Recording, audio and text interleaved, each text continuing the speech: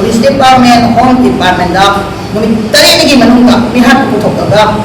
मणिपुर दा लेबा निगोगी पुनमकी निमन चाबोगी चीरबा तांका मपावन दा चक्कदा मतमदगा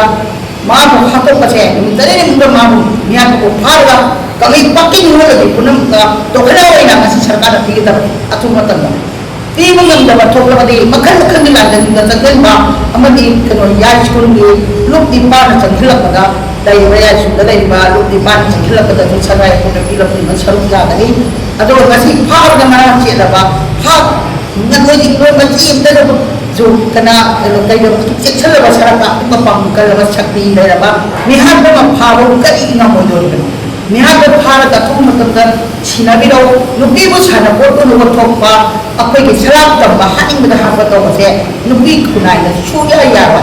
चप साना अखोई न थमोई सोम अवांग थांगा कंडेम तोई असिना मरम मोइदना गसिकी दैबा कल ऑर्गेनाइजेशन पुनमगसो सरुक याबी नदुना मिहान बचिते को सरुक याबियो अखोई की अकल बदे अखोई सरकार के खोल डिपार्टमेंट ने अपन हाइजन बचे अथु मतमदा नुसिरवा अखोई की बिदा बिता अथु मतमदा मिहान को फाबिरे ना मा फारला कना को ऑर्गेनाइजेशन बने जाने गा लोथोपा यावा मास मको जो कोई दिया त थमदा बनी दा पोस्ट का बनी हे रुपी मसी बमतमदा थोड़ा का मयाम तोना दा सेल म तेक न बदा तोना दा कि जाने के बदे सनुरा के बदो सुपा मांगे अदुना अदति मताम दा अमुचो सरकार का राज अगोय होइना अखोइना सलाय बदपी लंगी ना अखोइना हजरी बसी नुमोरे भी पुनमकी मफम दा नुमित तरेती मंगा मिहान ब फारगा अखोई बियाम दा पुनु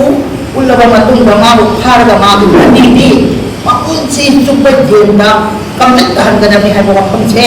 अखोई लुकी अखोई चपचाबा अखोई मियाम दिबा पौजेनी सरकार दिबा पौजेनी अखोई लुकी खुनाइना अदो मुगले तो ओय lai mafam se ai थमजनी